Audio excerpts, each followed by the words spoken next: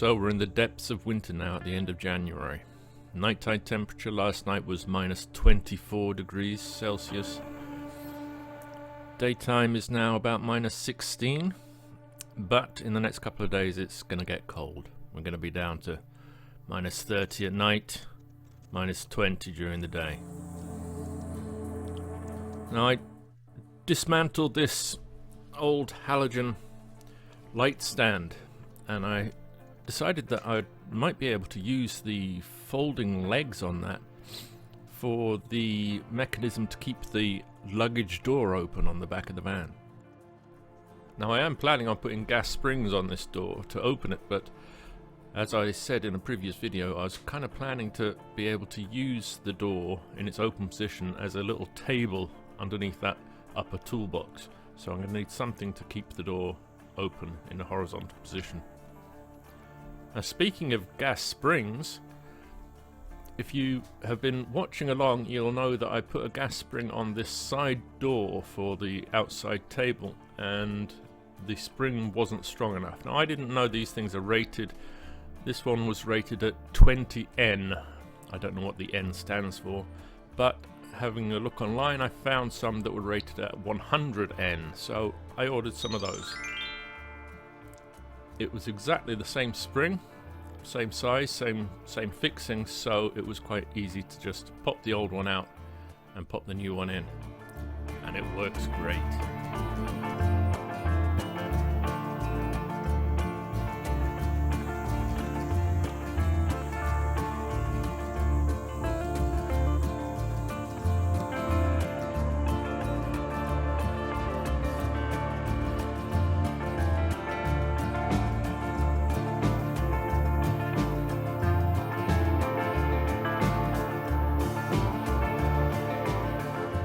By the way, I ordered those springs from Temu, and I know that some people have a bad opinion of Temu, but I find it pretty good. About 9 out of 10 things that I ordered from them turn out to be really okay, quite good.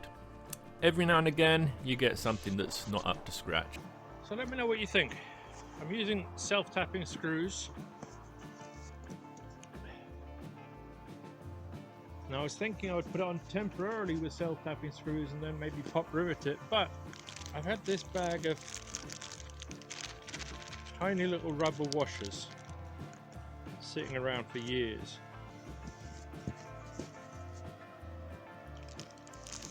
So obviously what I'm thinking is to put the self-tappers on with the rubber washer.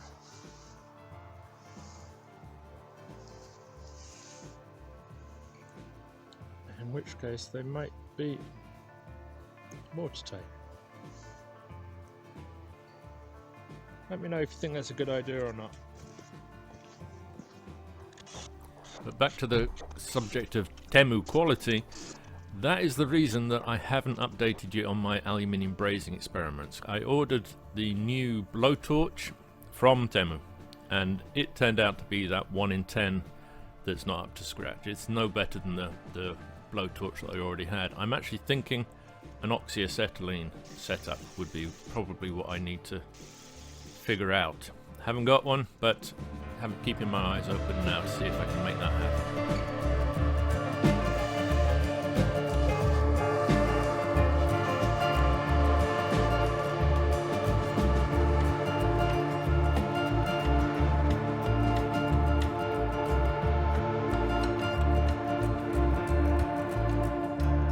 Now, as I continued with the metalwork, I realised that I am actually going to have to take it all back off again at some point. I want to put butyl tape in between the joints, and that the butyl tape does not behave well in these temperatures. It goes rock hard very quickly. It's the same with the little rubber washers. I think it's a good idea. I think that's what I'm going to do, but at the moment I'm just putting them on without the rubber washers because the rubber washers are rock hard. They don't compress at all, so those will go on when I reapply all this metal. Now, one good point is that it means that I'm going to be able to draw the window from the inside onto the metal and then take the metal off to cut it, and I can cut the ends at the same point. Obviously I'm not going to be able to put the window in at this point because silicone and all the sealants don't work, but I taped the top just to make sure we don't get any moisture going in behind there. And I decided that for the next stage I'm going to try and see if there's anything I can do inside the van. I've got this insulated box, I can put a heater in there. I don't have the funds to get the plywood that I was planning on getting at the moment. I do have some scraps of plywood that I might be able to use, and I got this donation from a friend, these cupboards. I got them for free. They're a little heavier than I would like, but I'm confident that I can get the weight way down. The thing that I really love about them is the mechanism, this roller mechanism, which means that I don't have to have doors that open outwards into the passageway, the corridor down the middle of the van.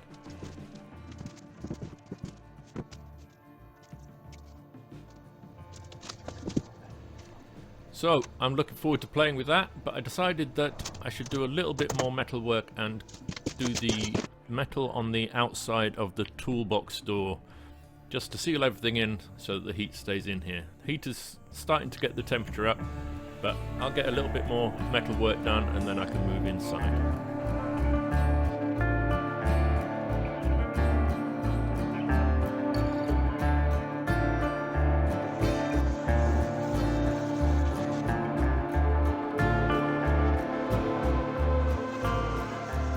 And while I'm still in metalwork mode, I decided to just get the pieces ready for both the back doors and the full length piece that's going to go at the top corner at the back, and that's not going to be going on there until the spring.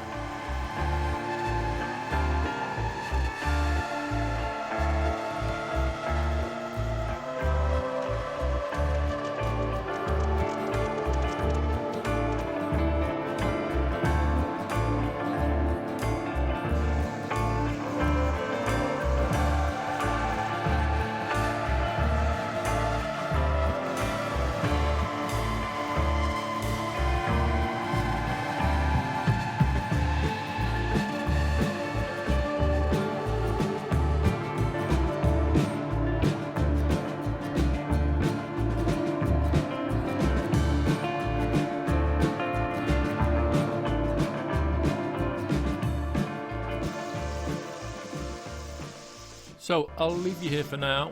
I apologise though if this video has been a bit choppy. As the temperature goes down, so does the battery life on my camera, so it's been an awful lot of edits on this one. Now I'm off to organise some lights to put inside the van so I can see what I'm doing and so that you can see what I'm doing on the next one, when we'll very quickly find out how well the insulation that I put in works inside the van.